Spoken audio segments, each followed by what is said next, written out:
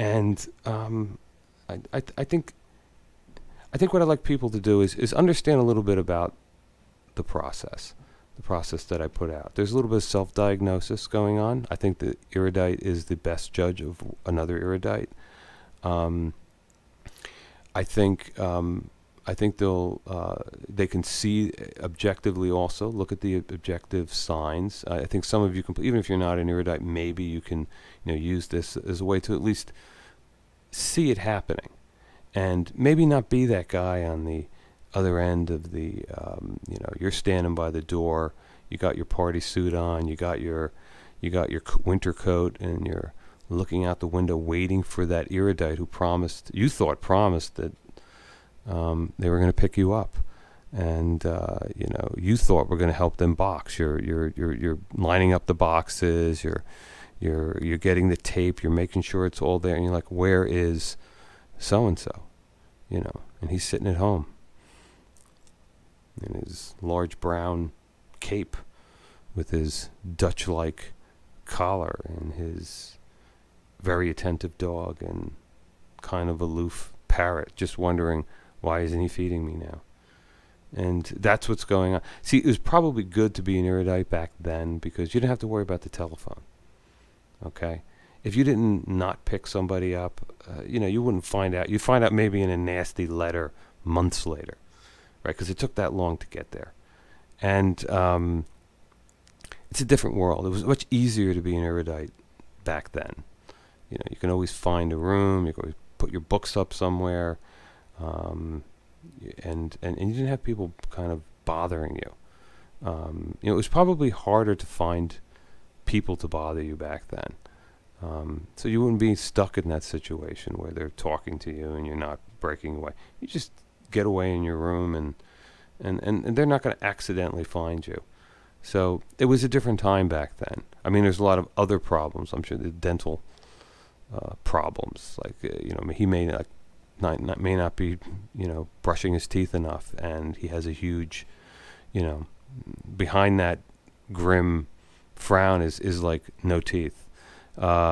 So I mean, yes, there was challenges. There was pluses and minuses. No one texting him back then.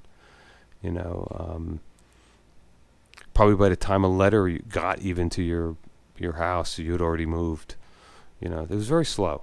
There was a lot of hit and miss back then. A lot of feedback didn't come in like huge mail sacks or electronically.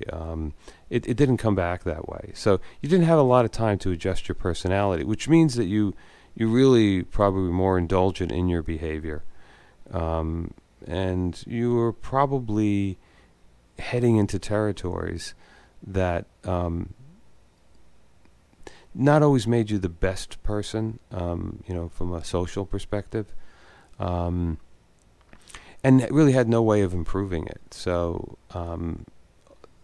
it'd be interesting to see that, look at the development. They may be able to turn that into another one of these discussions.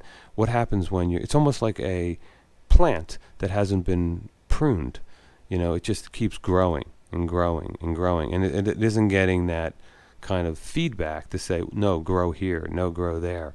And then you wind up with like really long hair, long brown garb, little black thing under it, and the white collar with nice rectangular, sorry about that, nice rectangular plane in the head. And you're growing along, you're writing, you're reading big books, you're getting bigger and a lot of big books on that shelf. You know what I'm saying? That's where I think his